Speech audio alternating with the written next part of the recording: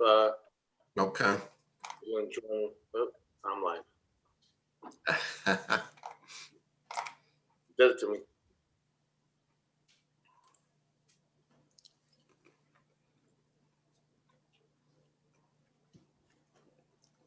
We are live.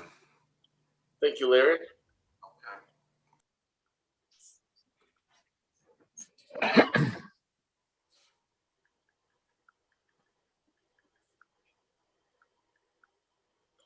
Well, you gotta love Zoom. All right. Good evening, everyone. March 2nd, 2021.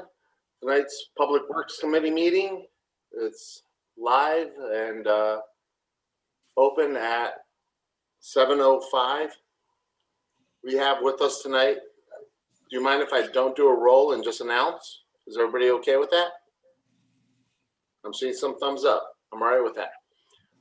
Chairman Serenides, Councilman Keegan, Councilwoman Smith, Councilman Livingston, Councilman Langella, Councilman Theodorides with us tonight. As an extra, we also have Councilman Roberts, and if I missed anybody, I apologize. All right. Hello, everyone. I'm going to start off with public input. Larry, do we have anybody signed on for public input tonight? I'm not sure. We have one attendee, Luis Estrella. If you'd like to speak, please raise your hand electronically now, and I will unmute you. Otherwise, we'll move on.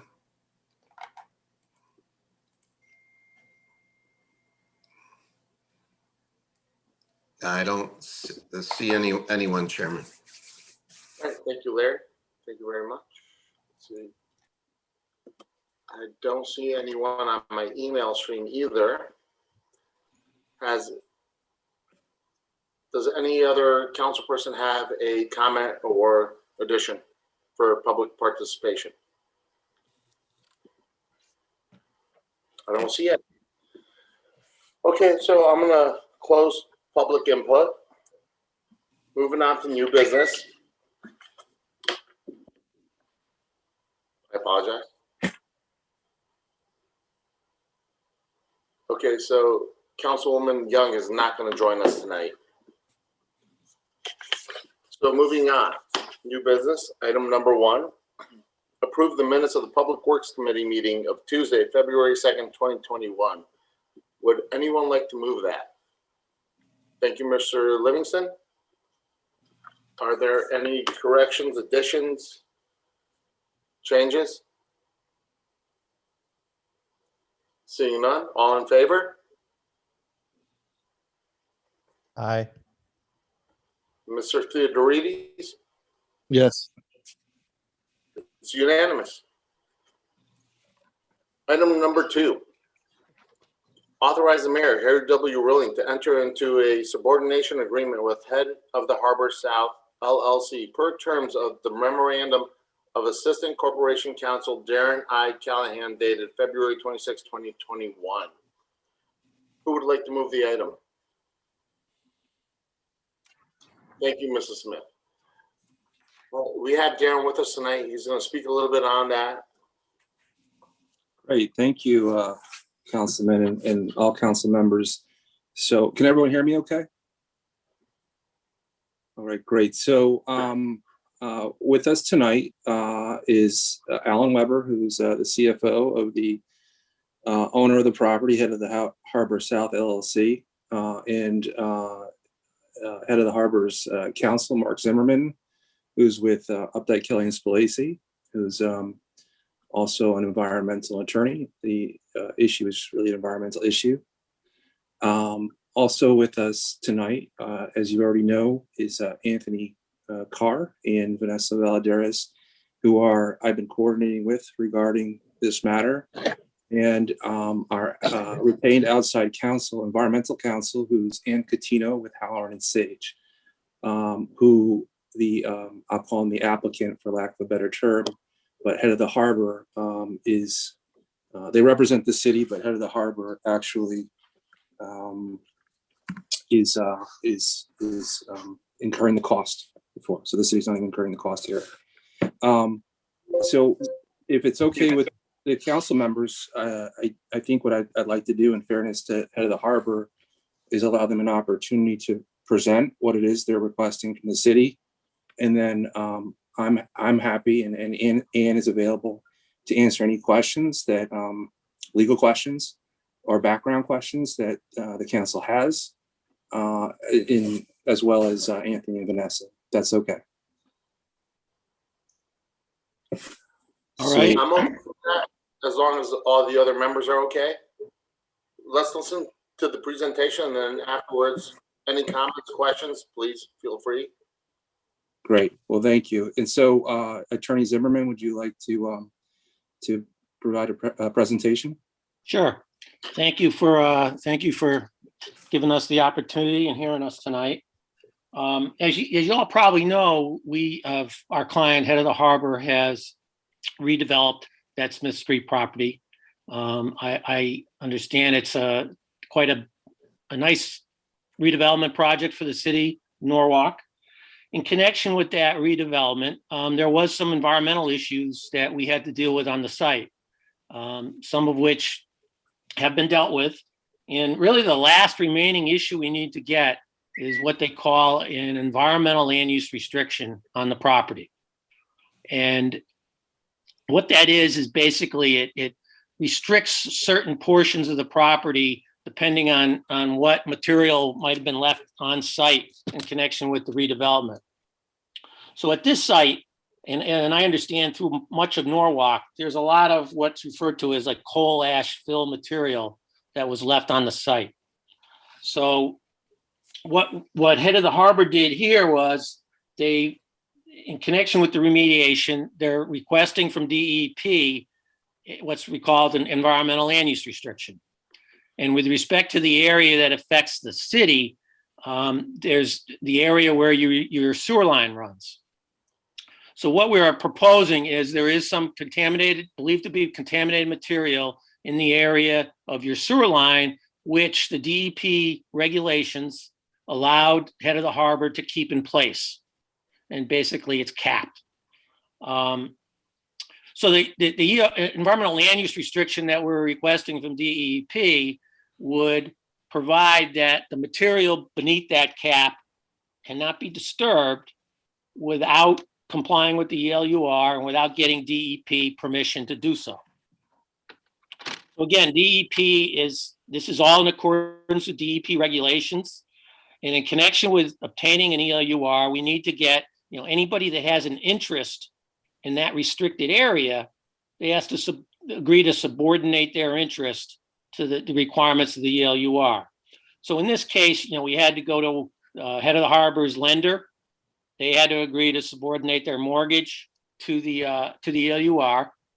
But basically what that means is, in the bank's case, if they were ever to take title of the property, they're agreeing that by taking title, they'll also be subject to the restrictions in the ELUR. We also had to go to Eversource.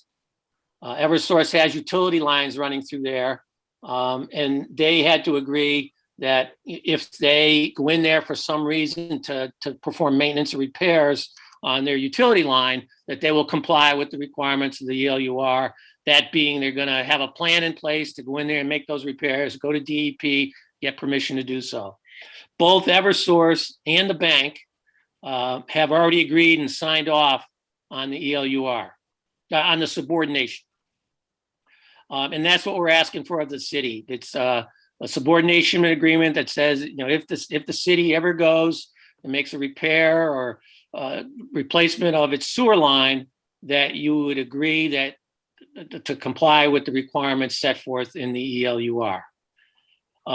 Again, that area is all fill material that was covered. It was nothing that was created or that's left beneath that area was created by our client. It was all there on site when they came to, and they kind of had to work around it in connection with the redevelopment process.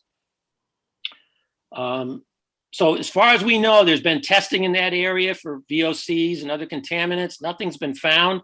To our knowledge, really what we're dealing with is this coal ash fill material that's throughout the site, throughout the city, really.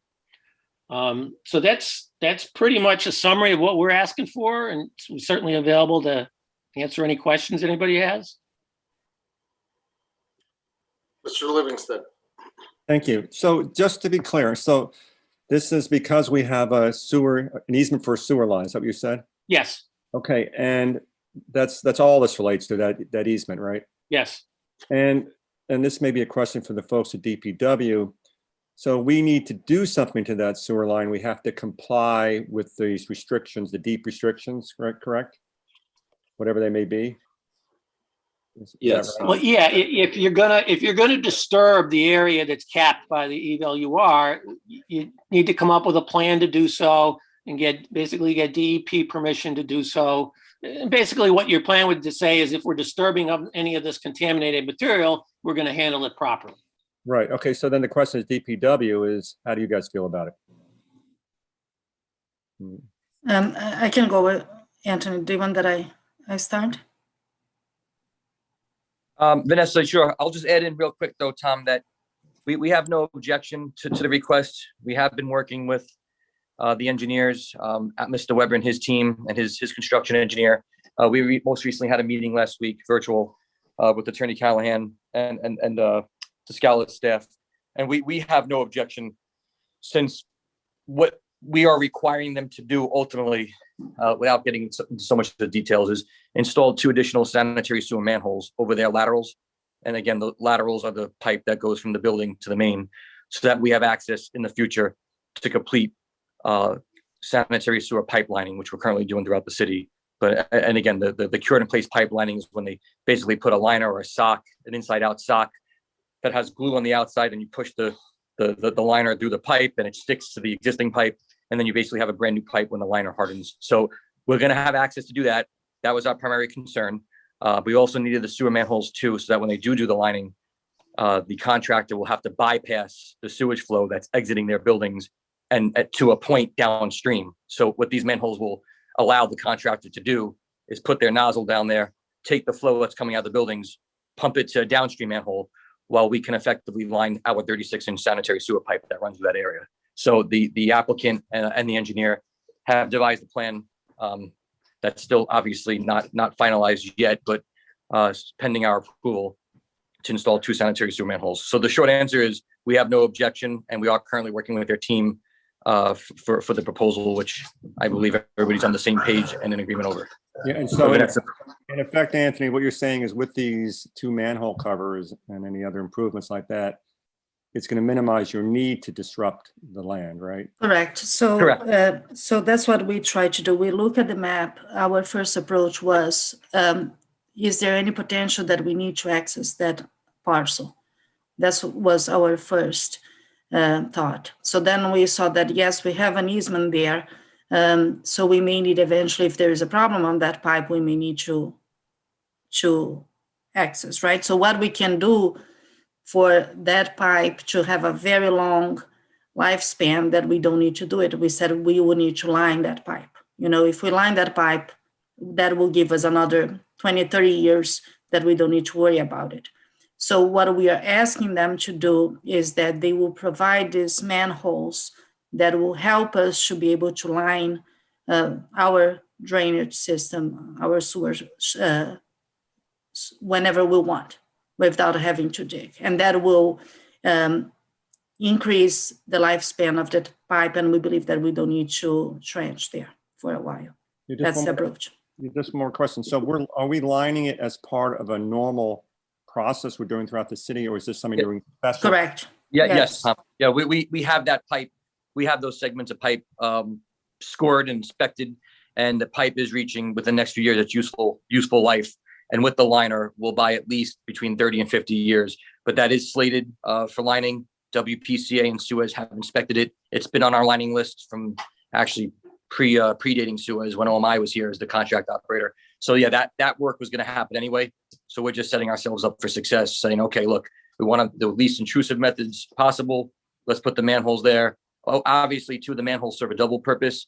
It'll also allow them or us to see if there's any problems with their sanitary sewer lines. So if there are any clogs or breakages or disjointment of the pipe due to settlement or some other condition below the ground, they will be able to respond quicker, and their contractor would be able to have better eyes in the ground to see what the issues were for their laterals, which ultimately, if there's a clog and it comes to the surface, it affects everybody. So we feel it's a win-win and a best case scenario to have those two manholes installed. And they've agreed. They've had no issues with it. They're just working out the engineering details. Yeah, my last question, sorry to monopolize it. So we're not incurring any additional costs because of this? No. Okay. So That's Tom, fine. I just want to buttress that question. The subordination agreement contains provisions, and I'll let Attorney Catino detail this issue because I worked with her on it. But effectively, any additional costs as a result of compliance with the land use restriction are required to be assumed under by agreement by head of the harbor in effect. And there's also an indemnification provision in there as well. More or less, we're following the path already paved by Eversource on this issue, who did a very nice job in addressing it. And we thought it was eloquently done and a good example of what to follow. And Attorney Catino, if you maybe could speak for a second on that issue.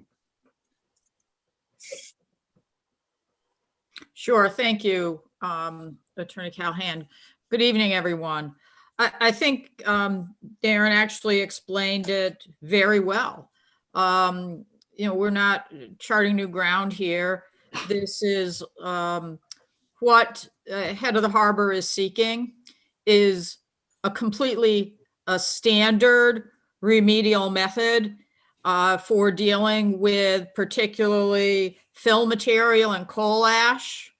It's not unusual or atypical at all to provide a cap over an area and restrict access to it through a land use restriction. And it is, we've been talking about, that requires a subordination agreement where we would subordinate our interest to that of the interest of the land use restriction, which is an agreement actually between the Connecticut Department of Energy and Environmental Protection and the developer. This is, Attorney Zimmerman indicated, seems to be one of the last pieces of their remedial activity so that they can confidently ultimately sign off on the site and the public can be protected. Here on this piece, Eversource has its standard forms for subordination agreements. It is appropriate to use in this instance. And so we certainly adopted it and applied it to the city circumstances. So largely the city, this is a sort of a no cost, minimal cost endeavor by on the city's part, where in the event we do have to access anything, it would be absorbed at the appropriate time by head of the harbor and its successors and assigns. I think that the solution that everyone came up with from an engineering standpoint actually is an elegant solution in order to assure continued access without a lot of fuss, costs between the city and the developer. So it's a solution that certainly works. It minimizes any potential exposure to the city, its city employees, people who traverse the property, and it protects the city as much as it can be, well, when presented with this type of a scenario.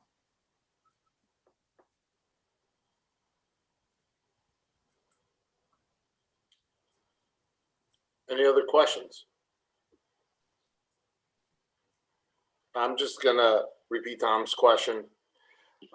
Anthony, I trust you on this one. Darren, same here. Are you guys confident this is a good deal? Everybody's happy with?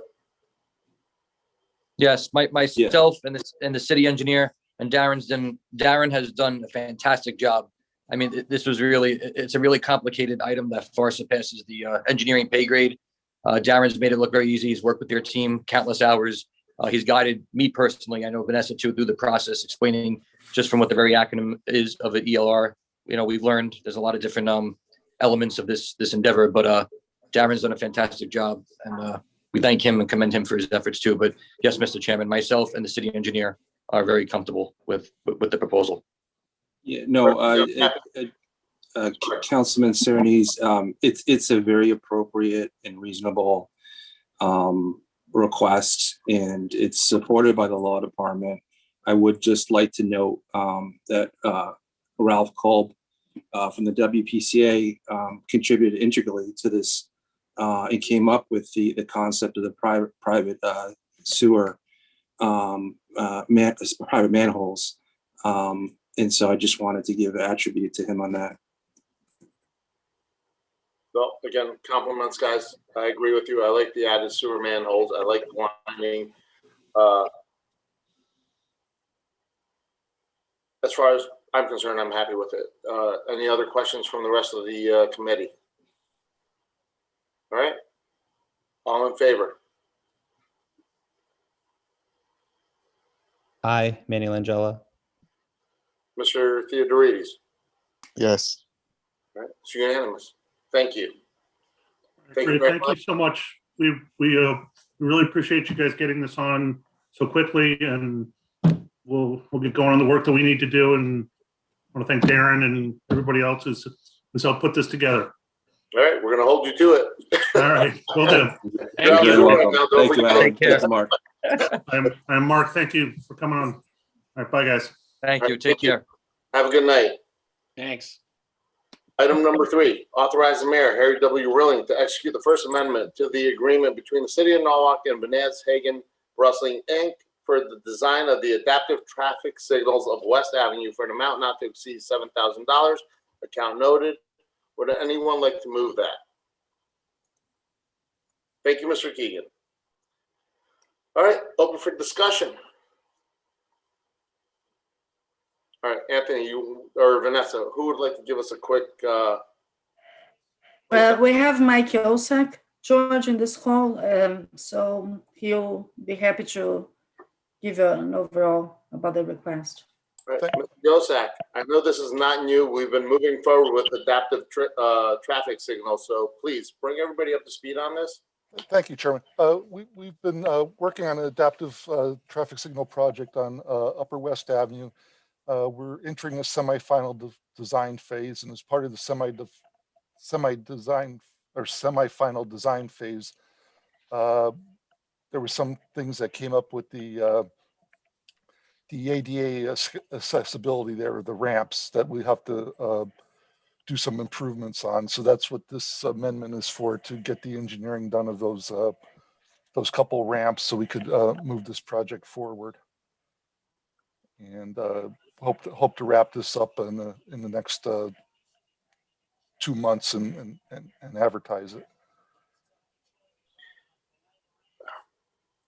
Mike, what's your thought on the adaptive systems? I know we've been implementing them in South Norwalk on West Avenue lately. How have they been working out so far as the traffic?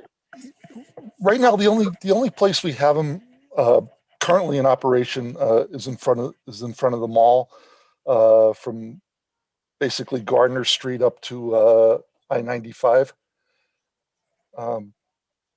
The rest of them are in the implementation phases. Condot will be putting in a lot with the Walk Bridge project. They seem to be working very, very well. It's kind of hard to tell because the traffic hasn't been back up to pre-COVID or anything like that. But it's good for when you have signals that the traffic is very unpredictable, and I think the mall is a perfect example of spots like that, and a lot of Norwalk is, where we don't have a factory that gets out at the same time every day or something. Mike, can you just refresh my head too, and I think it would help for the committee. Can you just explain again where the adaptive signals are installed, and also too that I know there's several other locations where the infrastructure is installed, but they're not yet functional. Can you explain or give a brief, I guess, a layman or laywoman's term as to why the signals, why they're not functioning and what infrastructure is missing and what needs to go installed? 'Cause I think that's important to know, that it's only installed in one location, and then while there's other locations with the equipment and the hardware that it's not functional. And can you just explain the reason as to why they're not Sure. functional and the effort that it's going to take to get there? Yeah, definitely.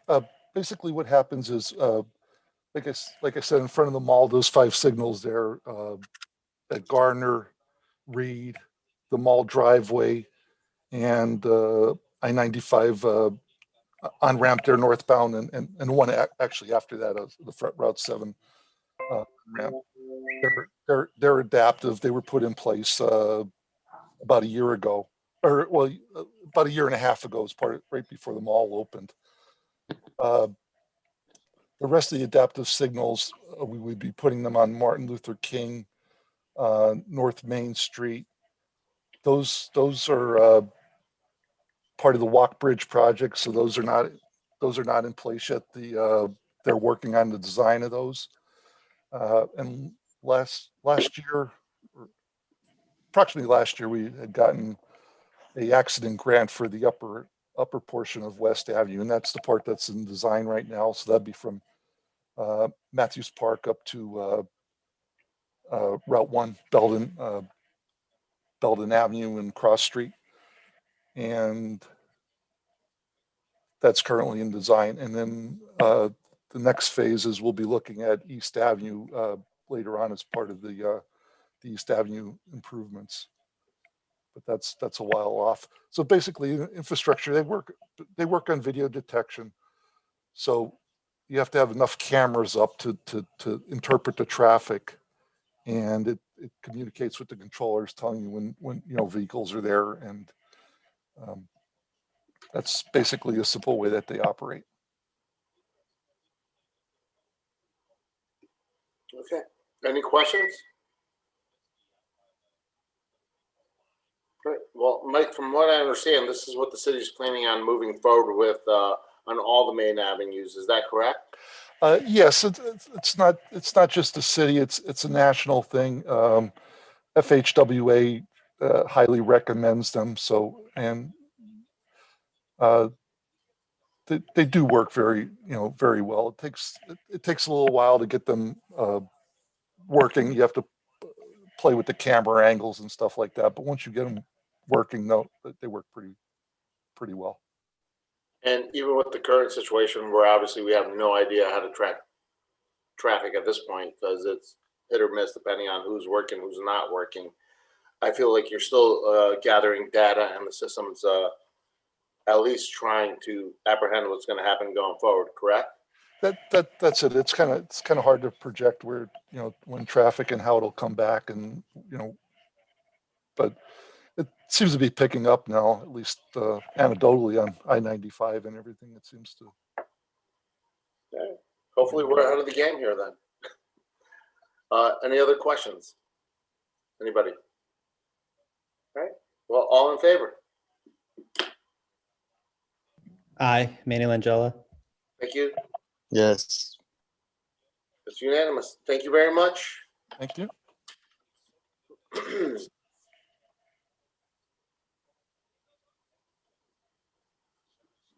Item number 4.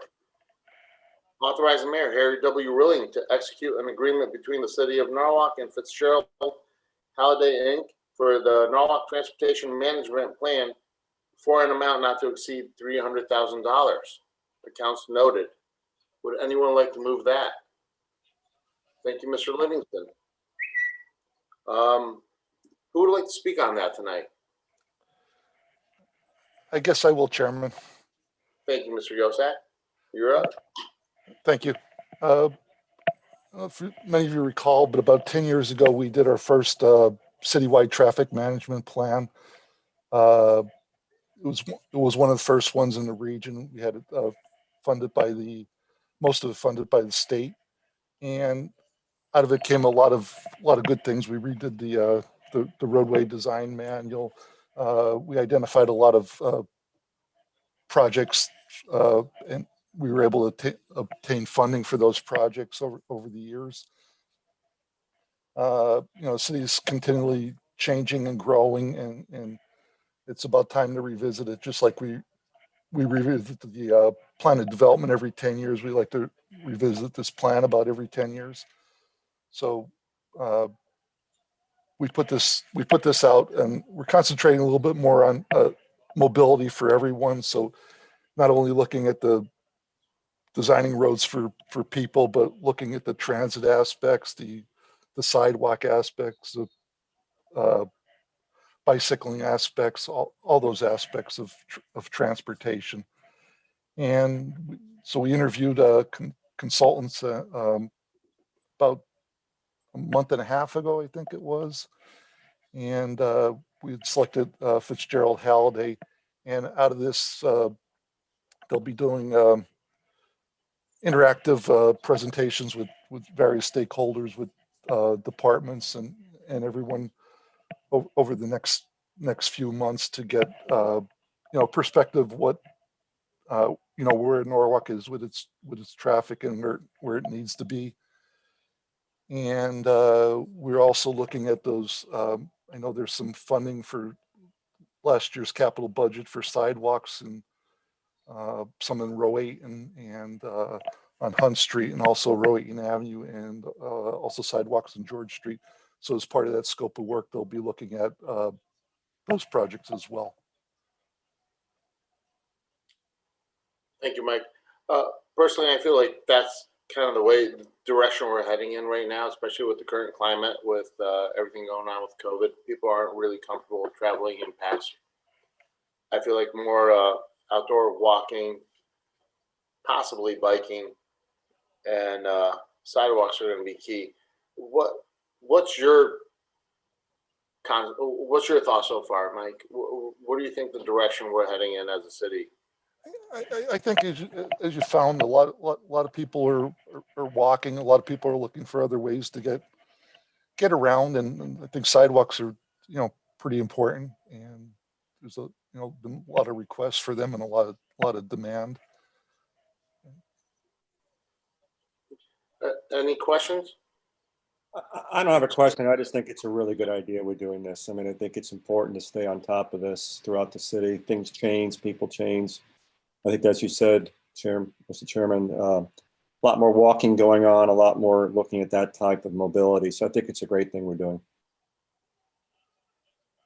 Agreed.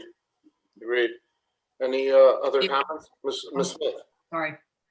Thank you, Chairman. Yeah, I absolutely agree. One of the things I've been doing during the whole COVID situation, my husband and I have been watching this travel show on PBS. Steve, I can't think of his name, but he's all over Europe. And you look at all these European cities that have such great walkability and bikeability. And I just think it's the way to go. So I'm really pleased that we're doing this too.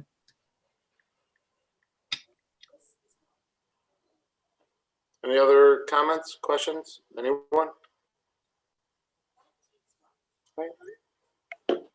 Well, Mike, again, thank you very much. These studies are important, especially in these kind of times. And I feel like that's the direction we're going in, and we're ahead of the game. So that's great. Thank you, Chairman. All in favor? Yes. Aye, Manny Langella. Awesome. Unanimous. Thank you, guys. All right. Item number 5, authorize the mayor, Harry W. Rilling, to execute the first supplemental project authorization letter for State Project 102-350 Norwalk River Valley Trail Phase 2. Who would like to move the item? Mrs. Smith. All right. I know we've been on this for a long time. Somebody bring us up to speed. We're finally moving forward. We're looking good right now. Who wants to speak on it? I guess I can. You're up again. Just leave your mic on, Mike. This one's basically easy. The bids came back for the trail. They adjusted the the numbers to incorporate the bid prices. So this is just to tidy up the paperwork on the project. We're going to have a, hopefully we're looking to have maybe a groundbreaking ceremony in the next couple weeks. So look for your invitation. I'll bring my face mask. All right. And still, the funds are the same, funded by the state with, you want to give us that breakdown again, Mike? Or? Sure, it's an 80-20 grant, so 80% of the cost is funded by the federal government and 20% by the city. Once again, part of our Going Green, preserving open land. This is fantastic. I know it takes a long time. Nothing happens overnight, but it's starting to come together. Any questions, comments, high fives for Mike? I'll do all of the above. I think it's a great thing. What's the timing? They're looking to start construction basically this month. Hopefully, get the clearing and grubbing done, and would like to have it done by the end of this construction season. Wow, that's terrific. That's great. Anyone else? All right. So, Mike, last question. As far as our counterparts in Wilton are involved, are they on track to work with us, or? Yeah, they did that. They did that piece, or well, they received the bids back for the piece up in Wilton. It came in a little bit higher than they have funds for their. So I think they're working on scoping back a little bit of the project. So I think the part in Norwalk might be pulled back a little bit at this phase, but they're still trying to gather up some funds and some grants to finish that up. All right. Hopefully they'll be able to find those funds and come together with it, because we've worked hard on it. It'd be great to see it come through. Okay, all in favor? Aye, Manny Langella. George? Yes. It's unanimous. Thank you very much. Item number 6. Adopt a resolution to authorize the Department of Transportation, Mobility and Parking to apply for funding under the Congestion Mitigation and Air Quality Improvement Program grant funding for the city or its designees to construct, own, operate, and maintain all traffic signal equipment and appurtenances installed as part of the proposed project Norwalk Traffic Signal System Upgrade Phase 5. In addition, the city will provide up to 20% of the total project cost as matching funds from approved capital funds for traffic signal replacement. Would anyone like to move that? Mr. Langella, thank you very much. All right. Who would like to bring us up to speed on that one? This will be my last one, I think, Chairman. It's the Mike show tonight. Sorry for monopolizing everything, but this every couple of years there's a CMAQ grant advertised by the state as part of the federal highway funds. These are congestion mitigation, air quality grants, so they can go to different stuff like we use them a lot to upgrade our traffic signals. We've been doing them for quite a few years now, getting our signals upgraded.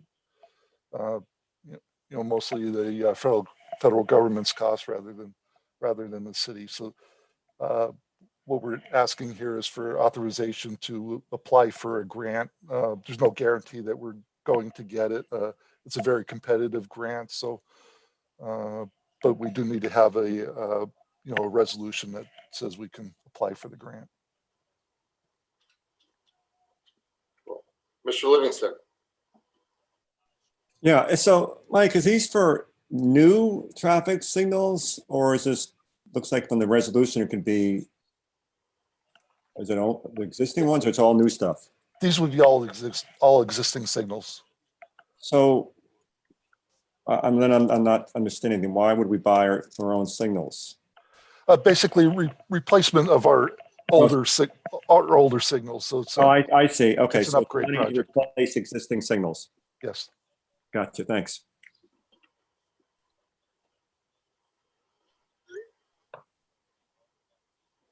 Any other questions? So Mike, the new signals, obviously they last longer than the previously used ones because of the LED and everything else, correct? I mean, technology changes sometimes as well, but generally you'll get 30 years, 25 to 30 years out of a traffic signal. They're subject to a lot of wear and tear and Trucks sending them. Yep. All right. Well, all in favor? Aye, Manny Langella. Unanimous. thank you. All right, moving on. We're on to discussion items. Discussion. A1, project status, sediment removal contract update. All right. I can give an update on that. So we're gonna start our 5th location, excavating tomorrow. That is, oh my goodness, Kelly. Kelly will start tomorrow. It's the 5th one. So the only thing that so the work itself is not that would take that long, but we have limitations for us to haul. So we're going to excavate about 1,000 cubic yards there, and we haul an average of 200 cubic yards a week. So it will take us around 5, 6 weeks until we're finalized with that. By the time that we're complete there, we're going to go back to the other 4 sites because now it will be spring, and then we can go back and do some final grading and planting and final restoration. So the goal is by end of May, this project will be complete. Any questions? Comments? So Vanessa, I know we've had a couple of storms recently, a lot of rainfall. All the areas we've already gone through, cleared out, did the drainage work. I haven't gotten any complaints. We haven't got any complaints. It's really, really good. It made a big difference. So we're starting to see the progress and the hard work paying off here. Definitely. We didn't have any, and particularly now it's a very good time because we got a lot of snow also this winter. So with those 2 days of warm weather last week, there was a lot of snow melt, and with some of the rain that happened. So usually it's when we get the calls, and it has been really fantastic. We haven't got any complaints in those areas, what is good. That's great. That's great. I haven't gotten any calls. It's fantastic. I haven't seen any come through the customer service number either. So great job, guys. It's starting to come together. Any comments, questions? Seeing none? Okay. B, monthly solid waste report, December 2020 to January 2021. How's our garbage doing? Good, but Mr. Chairman, just real quick, the Dreamy Hollow drainage system updates. We went to the sediment removal, but did we speak about Dreamy Hollow? For the No. Would you like Okay. that? I also. Yeah, sure, Vanessa. You can give just a brief update as to where we stand for the Friendly Pond Dreamy Hollow improvements update. Yeah, so we have a meeting with Woodland Current last week where they pretty much their whole concept design for within the length of the project was complete. We have a couple of utilities conflicts that we need to start look into details to see. The whole thing is that the design is really moving forward. We're gonna get probably an engineer estimate by next month, so we can know that now what was designed, what will be the budget for it. And we're still trying to get this out to bid late June. That is the goal. So we're working to get the design developed, and now as you develop that, you start seeing where we have the conflicts, where we can make it better and all that, but we're moving forward.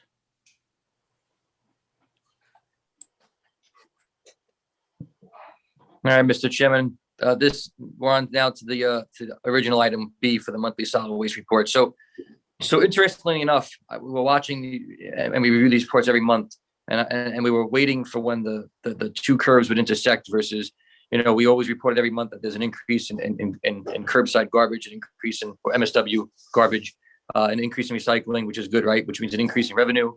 But that also translated to an increase in operating cost, right? Because the more garbage we have going out, the more tipping fee that is, which means the more money we have to pay. But we were also getting that offset from the revenue from the recycling. But interestingly enough, because the pandemic has shifted now almost a year, and again, the report that you have in your possession is for January, but you will notice that the curbside tonnage and the MSW tonnage out garbage is actually down 1.5% and 3.4% respectively. That's the curbside and the MSW. And the difference between MSW and curbside is that curbside is only the curbside pickup. MSW is everything else in addition that contractors bring to the yard. So those numbers are down. And that's the first time I've seen them down, at least to this scale. The total revenue is still up for recycling, 2%, which is a good thing. We're in the black there. But if you look at a lot of the other percentages, a lot of them are minuses between current January of this year versus last year. And that's one of the few times that I've seen it like that. So it's trending in a good direction, meaning people are going back to work, and life, as we know, is somewhat approaching maybe back to the old norm. And we're not in the same spot we were in the summertime and in the fall. So the garbage does speak and does show trends, because garbage, obviously, as we know, is an essential part of everyday life. But the numbers are interesting that now with the more vaccinations and people returning more to work, the numbers are down. Do you think also that perhaps all the snow we had last month could have contributed? Oh yeah, absolutely.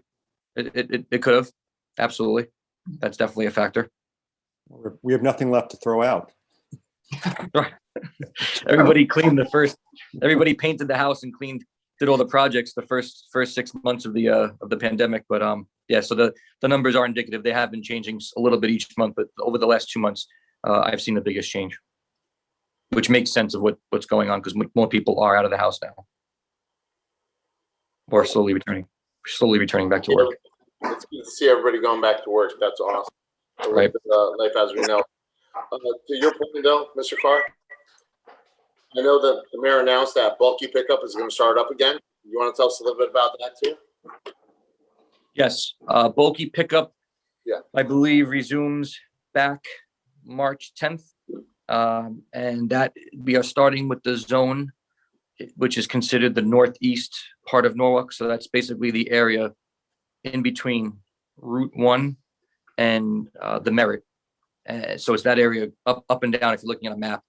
And then it's to the right of 95. So it's basically like northeast Norwalk, basically. We have 4 zones, and each zone will be picked up once a month. And then there'll be multiple pickups.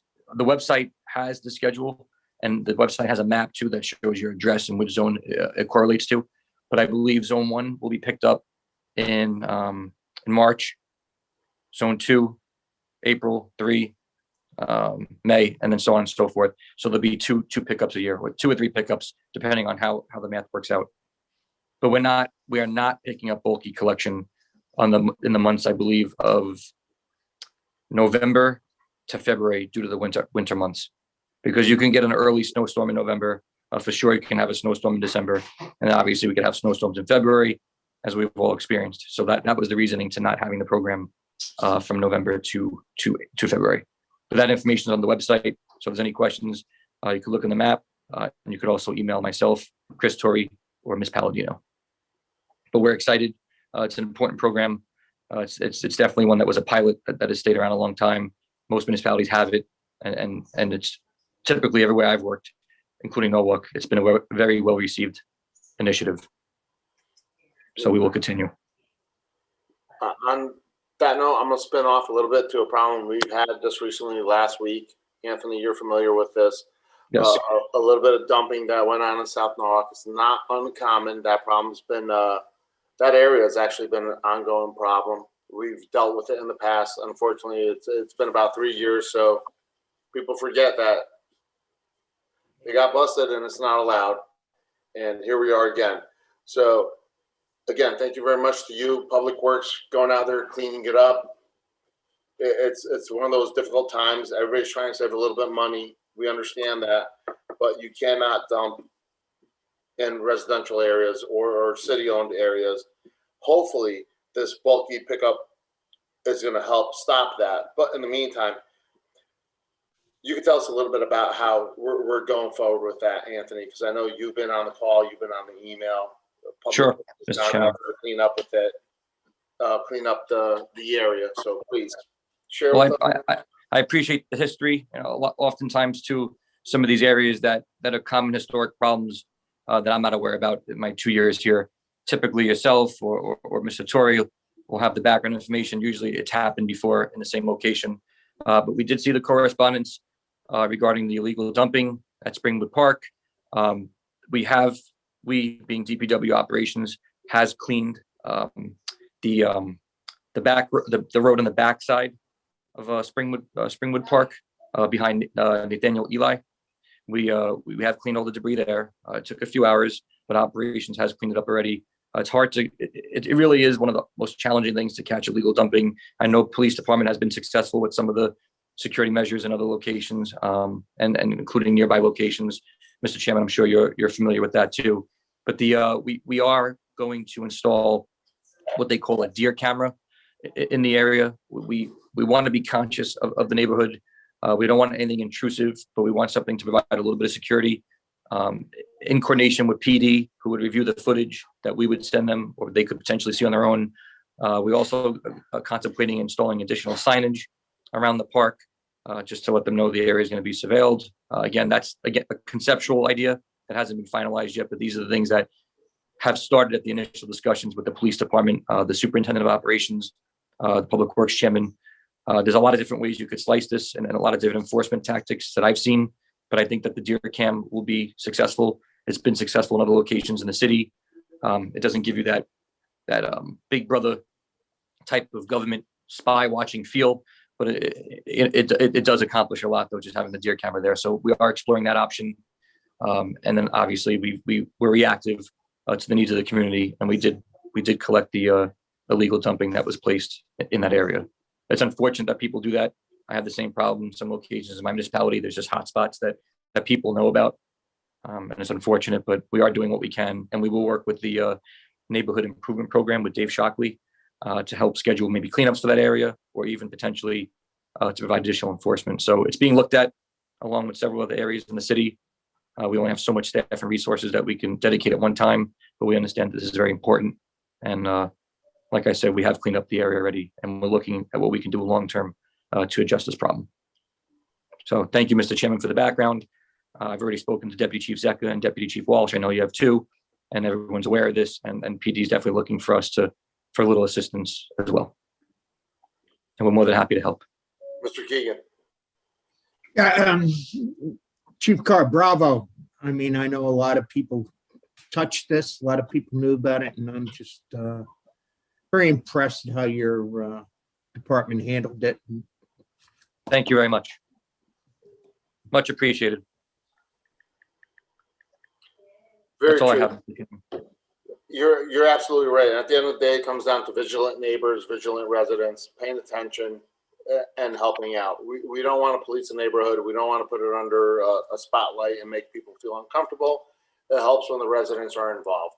And we did hear a little bit about a little bit more of a community involvement, and maybe what was the word they were? All right, we'll leave it at community involvement, and hopefully that'll help. It's always the same culprits that are responsible for it. Unfortunately, difficult times, difficult measures, but if we can put an end to it, that's going to be very helpful. Mr. Chairman, just to circle back on the bulky pickup. So I was correct. There's no pickup November, December, January, and February, and there are 4 zones, and starting in March. So there'll be pickup March, April, May, June, 1, 2, 3, and 4, and then in July it starts back at zone 1, then zone 2, 3, 4. So there's 4 zones, and each zone will be picked up twice a year, or over 8 months. So 4 months out of the year we are not performing the bulky pickup. Mr. Livingston. Yeah, I just wanted to follow Mr. Keegan's comments and about the cleanup. You know what?